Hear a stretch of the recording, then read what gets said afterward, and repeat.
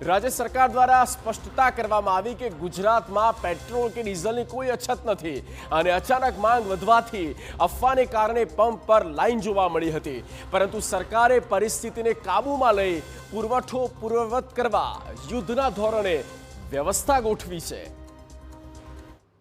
અફવાઓમાં આવ્યા વગર કોઈ એક જગ્યાએ મેં કીધું 35-40% ડિમાન્ડ વધી ગઈ તો કોઈ એક પંપે ઓછું થયું હોય તો એને કદાચ નાની મોટી જાળવણી માટે વ્યવસ્થા કરી। એનો અર્થ એવો નથી કે રાજ્ય આખામાં આ સ્થિતિ છે પહોંચી વળવા માટે થઈને રાજ્ય સરકાર એ પૂરા પ્રયત્ન કરી રહી છે, પણ મૂળ વાત 35-40%ની ડિમાન્ડ ઓન રેકોર્ડ છે, એ વધી છે।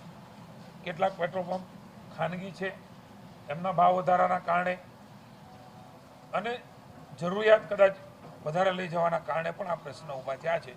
ક્યાંય પણ ગભરાટ વગર મારી વિનંતી છે કે આ સ્થિતિમાંથી સાથે મળીને બહાર નીકળવાનું છે, સહયોગ કરીને બહાર નીકળવાનું છે અને સૌ સાથે મળીશું તો બધી ચેલેન્જીસને આપણે પૂરી કરી શકીશું।